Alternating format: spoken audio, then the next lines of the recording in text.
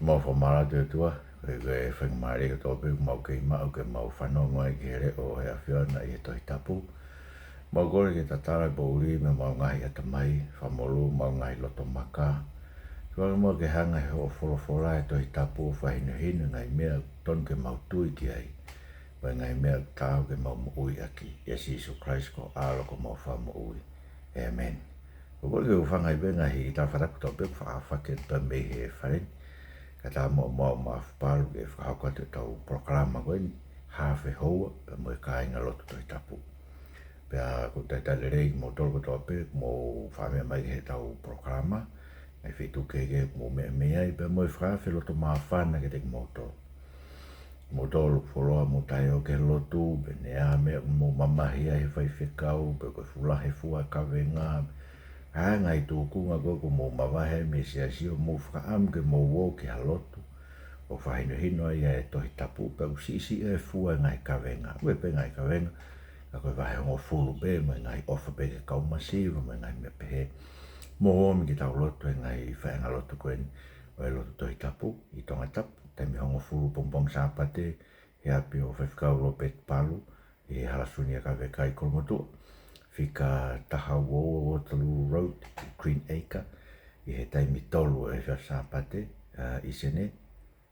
Pea mo e taimi tolu e whia sāpate i e whairotu a baptaiso i ana haina i Honolulu whawhikau tua pasi te tu. Kege, tatai rei mo tolu kotoa pe, hai whetu mo mea meai.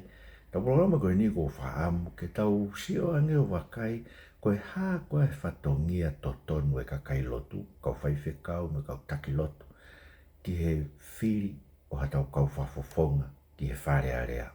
O whaamu ke urea ke mea koe ni he ko whanongo, o koe kakai he nau asiholo he media whakasosiale, koe kakai lotu eni, kau whaiwhekau, o nau malangai ai campaigni koe ai kau kandidati. O wama ke tau whiwhiri ke pa tau whehui ke te tau tolu. Koe hae lau e tohi tapu ke ngai mea ko ngoi. O ku koe kakai koe ni o koe ke nau noho whakaukau i Falealea. E ngai mea tohi tapu ne whainohino ki tau tolu. E koe be ngai whainohino ke rei tohi tapu. Ke he anga mo tau Fatongia totonu. Ki hono whiri o e kau whawafonga. Ke Falealea. Ei, kono monito ni ke tau o whiri ke rak mea mahui ngā o pitoia. Ka ko feu toko whangi tau tokangi ai, pe kuai koa ha kakai ai o tua ke tau whiri Falealea. He wei koe kakai lotu koe ni nau ohoro koe ni ase ore media whasosiale. Nau tala nau tō koe kau whafofonga koe nau malangai tō kua koe kakai ai o tua koe whemau koe huki Falealea. Te ke tau toi mai tau toha whakaha ma wahe me o tua po koe ene kakai ke whahuki Falealea o tō ngai tau whiri koe ni tau wanoa wani maolere ai. Pea koe ko whiwhiri lahe au ite ke kai koe ni una uohoro i hingoa e lotu o malangai. O kuhea i kau whafofonga tō koe koe kakai ai o tua tonu e ke whiri i Falealea. Koe hā e Fatongia totonu o e kau taki lotu ma kau whaiwhekau he whiri Falealea. Koe hā lau e toi tapu, mea ko whaangi tau tokangai. Pea ula hapita venga whainui tapu, ko luagi upehen. Ko si isu mono pure anga, o ku pure ao niu, he ngahi pure anga kotoa pe o mamai. Aia, o ke makatoonga e rere ia e tau whaifatongia he pure anga, pe koe e tau fia i he e tau nofo malu malu o pure anga, ta tau bebe ko pure anga tonga, pe ko pure anga muri, ko hui ko e tau ko e tau pehe o pou e taki koe ni ke lotu, po ka hawhainga mea, keke. Tau ilo tau toko si isu o ko pure ao niu no pure anga, i he pure anga kotoa pe. Whanau ko mea koe ne, whaha koe e Daniela koe misi koe Nebuchadnezzar. E Daniela wahe ua we si whaha me whane. Mo le fu i misi ulu koula, haifu ke siri waha no uma, pe aione, pe ukamea, hono wae. Pe ahore pe maka e koe maka ne kai tai e hanima ta e fu i misi o haveki o weuki kotoa. Ko hamatala ni koe Daniela ke maka koe ia. Ves whaafaa me whani, ma pe ngahi ahu e ngahi tu ini. Ako ne uhinga, Daniela ne peho koe puranga koe ulu koula ko Papilonia, pe hau koe puranga Media Persia, pe hau koe puranga Karisi, pe koe puranga Loma. Aia, konga ngai tui koe Loma. Hau ai e whakotuu, e he otua e langi, e ko hau koe tuni ves whaafaa Daniela wahewa. Ha pureanga aia i kai auha o lau e kuonga. pe kai tuku e pureanga ya kakai ke ka tene lai ki mo whakaauha ngai pureanga ni kotoa pe e tu umau ia o taingata pe ko hina ki mamata na tā ai maka me mo unga ta e kaua i hanima pe na ne mau e uka mea e palasa ai umea e siriva me koura whahae o tua lahi ki e tui ai mea e hoko amui pe mone a misi pe hono uingaia o mau ai ko pureanga taingata ai pureanga e ko si Isu Kraisi ne hau ia haveke a pā pilone miti a pesi a karisi moloma ai pureanga hau kui e wha au me ke kuonga e ko si Isu Kraisi na alo e si Isu Kraisi e kuonga o taipiri o sisa ai ura kui kia e tohi luke e whamatala ka luke wa e ua ki o alo e ko si Isu Kraisi e kuonga e ko no uhinga no whakaha mai ko e tu ia na alo ia e ko si Isu Kraisi ko ike whamahino from onia me ko na lau ki ai e misi ko a Nepkanesa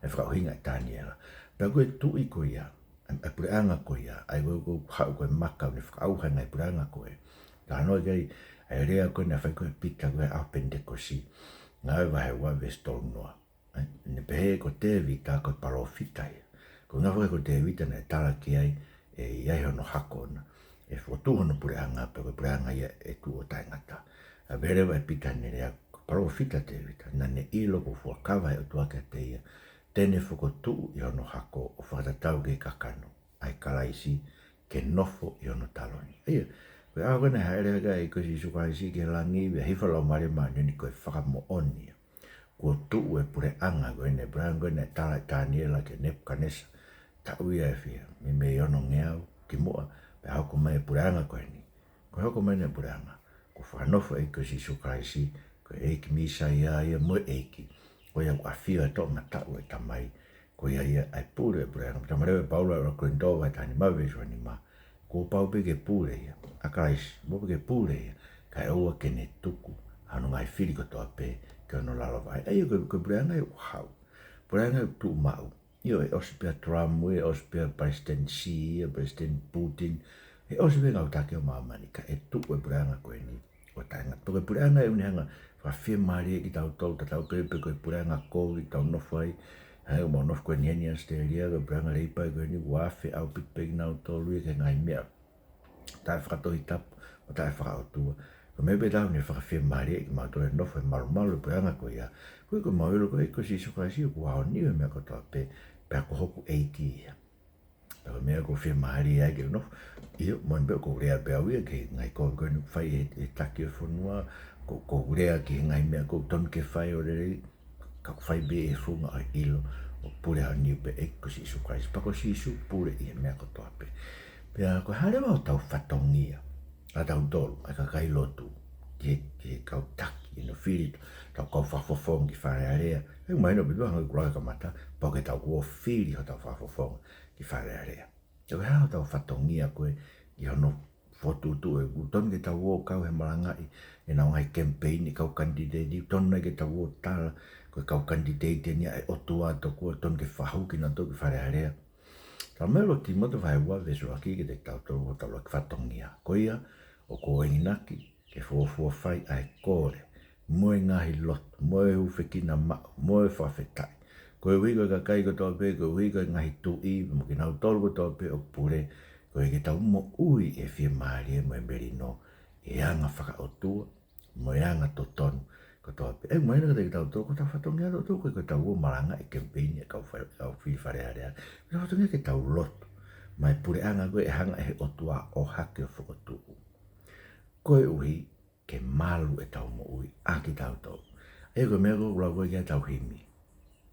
O malu a tupo ke ne pou ke lotu ke tau me fai ko no hufia tupo ke pou ke lotu ko ke kai malu anga fai tau ko inga ke lakti mote vahe wa veso ai ko tau Fatongia ai tau nga hufia ke anga o tua fili ai kau whakafofonga he tau sio tau tolu i tua me ko nai whahalaki ko he alugua sami oela ko fili a tevita sio ia i tua sino e kau tangata lalahi tako kwa ngai o tua ia fili ki tamasi si tako nofu o whangasipi. E hala mau be tau sio tau tolu ia, he tau sio tau tolu i toka. Mea umau inga, e whakatokanga ki tau tolu ki te tau uohoro kau, he maranga campaign i koe ni a kau whii Falealea. Pero no tau tolu hufia, ka pau koi pa tau kore ke tua ke ne hanga mua whakatontonu e loto o e tō taha koe ni ke whiunga ke ne hoko koe tangata takilelei i e whanua. Ko te Fatongia noa, tāno ka mai ka vahe tolu ves walu ka koe mooni o kua u whonu i e mālohi me lau maari o si hoa. Pea mo e whakamāo, mo e whaafai ke whakahāgia se e kope ne hia pea ki isileri e ne angara. E su ko tau Fatongia, koe meu to tonu ki o te tau wō o maranga i hataha. Man tui koe kauanga hala ko toa pe. He uru tonu ke tau fie me tau ofa pe tau ke si ka kai koe ni. Koe ui ka aha au nau whaha meu whehalaki. Pa tau lava rea ka nau tau. Mea mau inga bidoi. Tau lava rea ka nau tau whatontonu koe mea ina whai ko tau Fatongia wha palofi tai. E tio ngai mea koe ina whai prea ngā sovare ni. E nau ngāwe sa pate. Mau inga bidoi tau tuha ko rea ke pureanga ko ia. Nea ngau tau ofa pe tau rei ki si sovare ni. Wepe ngai mea u nani whai o kurerei. Ka kupa ke tau rea ke ngai mea pehe, ngai mea kou whehalaki, ke tau rea ke ko mea mau inga ke tau tu ata, mea no malanga e ha kandidate. Ko hei koe huho kandidate au ia, pa ne whai e hako. He kupa wiki ne whai koe kakai, koe kauanga. Ike te lau koe rea ke hai. Mga pika tau sio koe ni, ko tonga pe kona e ka wafofonga Falealea, mea ko malanga mai e tunga koe sia tau tai, koe stoi tapu. Eu tau whehu ia au pita. Koe hae uhinga mea koe meni, e ta mai mahalo he puisa tau tahi e koe ngofo ke tau toi whai wha mahalo. E koe mea ako na ke me whe. Ika e upanga si isu wha ata e tau whai wha mahalo. Ke tomu ato o e fu potu i hua koe ni ho tau mata. Pa tau toki lawa rea ki he. Ai koe ke tau whe si isu e whai wha mahalo. Koe mea ta mai si isu ne whahino hino e ngai whai wha mahalo. Tau la whatontone tau mo ui. Pa tau lawa rea. He tau maa e tau te whorofora e tua pa tau lawa rea ke whakatonu tonu. Ai mea ko whehalaki ke ue alu he ai kau taki ma kakai o e whanua. Mandi te Fatongia koe ne whai koe e sio ne paptaiso koe ka he lota. Koe mea ton ke tau nofo ai. Tāno koe maa ke wahe ono ne pehe e sio ne ka he lota koe ngi ngofua ha o mau ai waifi o toko ua. Koe na ita he loti aski a teia. E sio ne paptaiso ne loto ke tāma teia. Kane kai ne mawhai. E nai mana wahe a he lota ke sio ne. Koe ne ilo, koe tanga tonu e mo maa oni. Pane malu ia, pane whanong ke te ena, ne whaingai mea lahi, mo ne whanong e fie fie. Aia, koe mea ton ke pehe, ke o ngoi he kakai kau take whanua, kau tau ka lea atu ka ki nau tau, ngai mea kou whehalaki, unau mana wahe, unau ilo, ai mo oni, mo maa oni, e tau tauhi, e tau tolu, ai lotu whakakosperi, mo lotu tohi tapu. Tōton ke pehe, e anga tau mea, ke tau lawa rea ke kau take whanua, tau tuu i loto he, hufia tau pureanga, hufia kau kantiteiti ke fili he o tua haka kai, ai huk whiunga mo tau whanua, pakapate nau wogi he, pa nau whaiha mea au whehalaki, tau rea ka nau tau. Mahu inga mo, suka he mea kane tau mate mātonga, kou fia lahi mau bea bako loto ke tua ke fōi mau bea tau mate mātonga e tau sāpate. Loto ngau tua tau kone stutone, tau ke sāpate i tonga ta ingata, ko whiki komiti ai rapururi ki ko e ta e lotu ko ia. Mo o mai o rea ke kau whakatua mate koe ni asleria ni ke o e tau sāpate tau tamai ki he koe ke ata sāpate i tonga sio koe ngai mea behe o ton ke tau lawa rea ke kau taki e whanua e taimi no alu he ai koe uhi he tau tu ki tau tau he whorofora ai o tua ke tau rea ke he anga hala koe ai whanua koe ke tau totoro kau he marangai kau kandidate mo ngai mea koe ia koe ka tau tu ata kai ngatai kau totono ke mea no koe ke tau ilo, o ku whaiteri hape e ia, buka i tene anga kia pure anga. O kwa ia kau kandidate, kau kandidate ai otua, ton ke whakahu. E mon beu ke pe kau kandidate le lei, i he kau kandidate koe ni. Toton ke tau sio ke kai le rei, mo whakapoto pe a poto na o tamai, poko nau whai ngai Fatongia tau sio ke. Patau whiri nau tō, ke nau huma, kono mo ni koe ki, koe pranga koe ni ko ai sa ke ko fia nau hua Fatongia, ka koe beki ni hi ai ko ngo e au futai whiunga, au whakatu au, kasi koe no pi veni mo ke nau tō, whakapau parahe peka nau tō, ka koe ke ngo e toton ke hatanga tau alo fuhu, Falealea, koe ne te fito mea koe, Falealea, koe whare fuhu, me inga tai ko ngo koe, e asi mai minu sila mo fe e ta no mai ko alo kau no ko fafofo nga kau holo he kona mo fe awa u ko ka me le leia don ke asi me kau taki e forma ai go ku hinga o ku faiteri ha e ki ke kakai tene ange ki ai pure anga. Ke tau ilo, ke ka whafonga ia he, e tau beo ka whafonga ia o tua. Mo ke ma, whai te reo tua, ko mena ne tala koe ka Nebukanesa. Ta ni ala wahe wha, i e teu koe ke to'o e atamai re reo Nebukanesa. Ta langarewa e Daniela, ki a Nebukanesa, te nau ka pusi koe me kakai, pe te ke nofu me whangamanu e ngoue, te nau pure i koe, ke kai mohuku, hange koe whangapuru, pe te nau whakaviviku koe, a ke hahau e langi, pe te ke pehe i e kuonga e fitu. Kai oa ke ilo, o ku pure e fungani maa o lunga, i e pure anga e tangata, pe kune fuaki ia ki a teia, kune whaiteria ki ai. O ku whaiteria pe e ki ia, pe ko haide ne fuaki ki ai, ai pure anga. Na ne fuaki pe la tui wakano, ana ne fuaki ai ki a kirisi, na ne fuaki ki a ia hai tangata kou pe kia, whakaso wale, ni fuaki ani kia, ai sake, o ku whaiteria pe o tuaia, he kakai, tene fuaki ki ai. Ai pure anga koe ton ke tau ilo, ton ke tau mata whawaiwai, pa koe rea koe nina whai ke Nebukanesa, o ton ke whai e ke kau taka tau whono, ke o te nau afungi, e maho nau ngai mawhai, e maho e ngai tu unga koe pure anga, nau ia minista pe koe ha. E koe ahoni, tau ngoi nahe pio pio, te aho koe, na tau ilo koe minista, koe kakai mau inga, koe kakai mau lunga, kakai poto, koe ahoni, poto moe vare ni ko nau huo minista tau whonua, pe ko mōre ai, e langi a koe, nei mau i la kanga whaminista. Kai e, o whai te reo peo tuai, ki e kakai tene ange ki ai pure anga, au tōn ke whakawaiwai, tau mui pa tau kore ki o tua. Ka koe, koe ngai mea koe whai e a pure anga, ko se whotu tō pe o tuai. E ngai mea koe tō pe whai e a pure anga. Mea koe nei whai pure anga ne toki o si, whotu tō pe o tuai ngai mea koe, koe ike o te tau pore tau pe, oh, pure anga e usai tu koe, o mahoinga pe ko nau ngai mea whai ka koe. Ka pai ke kau e o tua, pai ke nau ilo. Koe nau lava, e ngai mea nau lava, koe mea me o tua. Koe a fungi ia. Koe kau e pureanga ta apasia ki he o tua. Sike whanau ke mea koe ne tala koe e palofita ko aisea ki a nepia sena karipe. Sena karipe koe tu asi iri ai. Ai koe ko ngai nio aisea. Senturi valu, tau valu ngeau ki mo e Christ. Hawa sena karipe na ne ikuna e ufonua koe pa hau ia tuu. I tu ai se usare mai ne lapi sake, ai mau ko ne kau tangata se niare mli whakakau tau. O na urea na tō tanga e se kai, o tala ki si, o te mōru whalala ka si hova. Koe ui, ko ngai pureanga koe ni ko mau iku nai. E ke lawa hatahe o nau ngai o tua, o maru ki nau tolu, me fu mawhai tokua o sena karipe, ko tu i asiria. Tāngarewa e o tua, wharewa o tua, kia aisea ne tāngarewa, ko aisea wa tau fitu e, vesu aho no ke ua fitu. Koe men koe ke tala koe ke ilo e sena karipe. I kai koe ke whanonga fuoloa. Ko whaia e au. Pe ngai kuonga ki moana tu tūni ki ai. Koe ni ko whahoko e koe wiki ke li riu. Ai ngai kolo ko teu tau. Koe ngai tūnga whare ko auha. Ai koe na uhinga mene lawa i kunai. Ai ngai kolo koe mona ngahi o tua. Koe ni au stutu une o tua fuoloa pe. Ki moa e sena karipe. Ai koe ngai mea koe lama e apure anga. Ai mea ko stutu in behe o tua. Ai tuton ke tau whamalo i ai o tua. I ngai mea ko tau bena whango e taim lai. Se prean ko so vare ni ko whaha lotu whamalo ke tua ngai. Ngawe la lahi ko kua lava. O ton ke whai. Ko ono ui ngai. Ko o tua ni whotutu e ngai mea uku. Tape o tolo whai ngai ngawe o lava. Ka whamalo ko ni tanu powe. Hala whakawakawa ko ni korosi.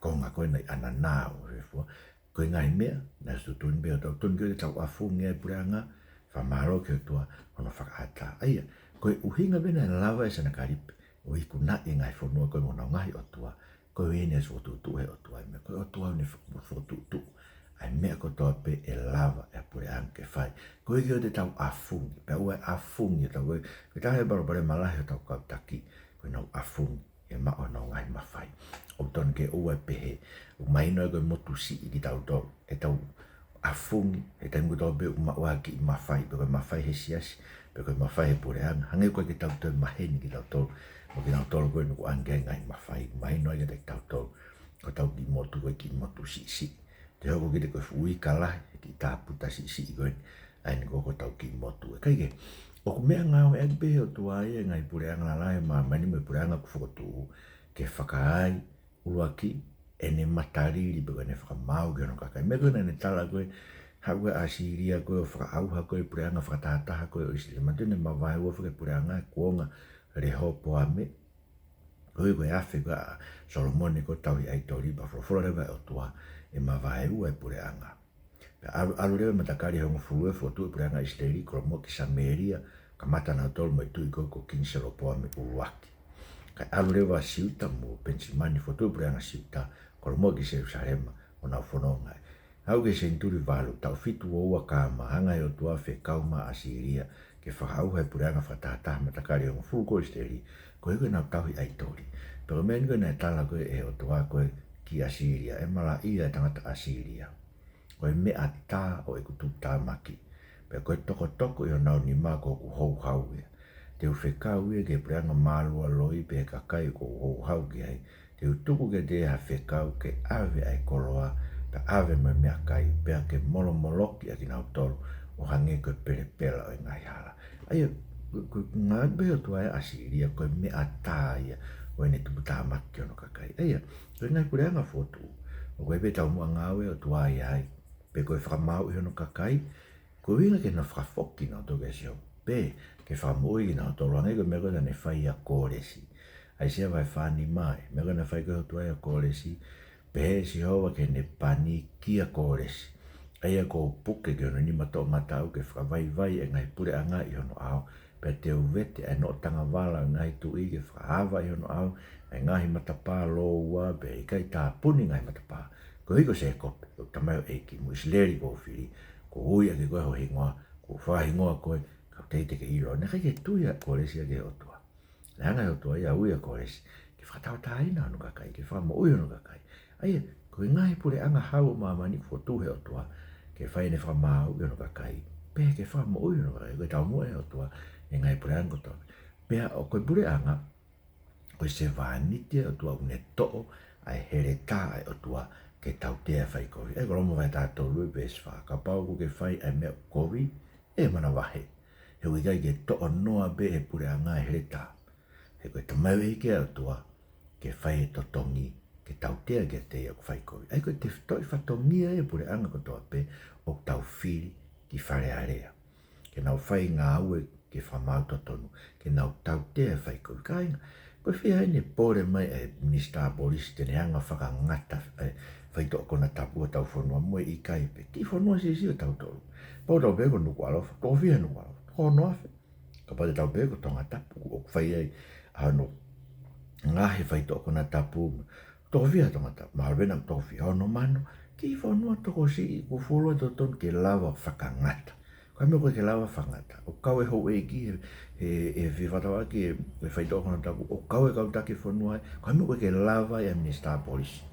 Ke ne hanga o tau fitu, ke ne hakure ki toko ono afe, koe na buki toko ono mano koe na, ke ta ofi a whaito kona tapu mo tau whanua. Ko whe e ka Minister Houghton ke nau whai ngā o kuia, whia ene whorofora e nea whioki ai, mo mō pōre mai mo e kaipe he lawa. Koe ha, to tongi mō tolu, e kau whatau whaito kona tapu, koe mea mahu e ngai whatongia pure anga ke tau tea ai whaikovi. Pero hanga whaito kona tapu, uton pei ai ke mamafa, koe mea unau whai unau tā mate aki, e nau whakatau e whaito kona tapu. Toton ke lau koe tā mate. Pea ke whafoke e whatongia koeri tongi toto ke ne awhio, koe i ke whafoke mai tau tea mate. Ke tau whanua, ko tātu koe ngai whanua koe nang ko Singapore, ko Indonesia. Ai ni ko tau tea mate a whaito kona tapu, o kai peke asa whaito kona tapu, uiri fia kakai, he ala ke whaito kona tapu. Koe uhi, kono tau tea ki nātu. Ai to tonu ke whafoki mai e tau tea mate. Ka koe uhinga urea ki ai. He koe whatongia e pure anga ke toko here tā ai otua. Koe se wānitia otua. Koe tamayo eike otua. Ke totongi ke tau tea ke te whaikovi. Koe wikai pou e whailere. Ko whe tau komisiona tau whaikovi. Ko whe tau ombudsman. Koe poto ngāwe mau taimi ka hai. Whamore pe urea pe he. Whababarai pēwe ke ombudsman ni, ko tu pēwe e pēno whatongia. Ka te eke whanau ko hanga e ombudsman ni o whaka ilo ata. Pe ko whe komisiona tau whaikovi, koe ke anga no mawhai ke ne lawa whaka ilo ha taki e pure anga o whaikovi. Mau taime tau anga totonge whakakai koe, a te whakakai pot, a te komisiona polisi mei mul, o koe peke lawa e ke whai, koe te whtoi whatongia e pure anga, koe ta ofi e whaikovi. o kune puke e here tā ai o tua ke ta awhi whai ko i pia koia. Koe pure ko tō pia, koe pure me o tua, pia koe pure ko tō pia, koe tōni o tua, koe tamai o eiki ai o tua. Aia, mea ko whalau ki ai, koe pani ai o tua ai, ko Sisu Christ o tā pia, koe ke kau e tu i a pōwon tap moia, koe ke kau e kau whai whekau tap mo ki nao tō. Koe ke maukana, koe whire koe pani ai o tua, koe whire whakatonga i ke kalaisi mo misaia. Toko taha pia whiunga ki ai gai mea koia, ko Sisu pe tō taha koe kalaisi ia, koe misaia ia, koe pani ai o tua. Koe toenga ki tau tolu koe ni kau taki o whanua, koe kau tamai o eiki, to o here tā whakamau to tonu ai o tua. Pero inga tai, mau inga ke tau whakapa-apa, ke reki nao tō. Siu tamai loma me tā tolu e si o nome fitu, ke tō tonge tau tuku hau. Tau whakapa-apa pe ki tau tolu. Neong hange ko urawa ni nai, koe toi havare moa poto e aho ni he minister tau whanua, ka te tau kei whakapa-apa pe ki nao tolu, ku ange o tuaka ki nao tolu. Ai mawhai ko ia, ki tau whakapa-apa, ki tau mea pango koe, koe aho ni koe ke lawa he pureanga tau pureanga te ke lawa he pureanga ke ne whakotua whainga ngā aue ke o maa paanga ke whanua. Si o pe kakai tak taha omi ne container manioke ke morini whakatau atuai. Ko hai moko ke lawa he pureanga whakotua whainga whenga aue ak pehe ke whoka whauma he pureanga ai container manioke aha api morini ke o mai ngai container koe kakai tu uai whakatau me ai. Ko hai moko lawa he pehe ki tama toko taha pe koe ai hihifo i tam koe ia. Ni lau toko tāpe ia o mai ni manioke o whamanioke a ngai wharikora si aina. O ria peke whanonga o kui hakau ngai pure anga ke nau tokoni. Ke si tangata koe. Aia ko kuinga koe ngai ngau e pehe e lau a whakafoku mai paanga tau puranga. Kai ou e tāna ki pe e paanga e puranga me paanga tuku hau. Mōni ko papeke tau totonga tau tuku hau. Ko amnak pe koe ke tau whai kovi. Pe tau loi i ano whai e tau tuku hau. Totonga le rei pe ko mau inga ke whapapau. Ai mo ui koe ai pure anga se ke hange koe misi launga mai koe ai si whewhini koe me toanga i koe mea koe tō wha Ramsey. Hau e pure anga ko tō beo koe ke namana toro o pou ke si ngā koe tau e whia. Eo tō kilo koe waka koe tuai kai pau koe nai alu ko hake i mini waka koe waka tō wha Ramsey seo. Tai wā no wā ko pisinisi waka tō wha Ramsey. Hame koe ke toko ni ai pure anga ai kau taha ko ia. Ki tō tō mai tō tō mai ngai waka ke.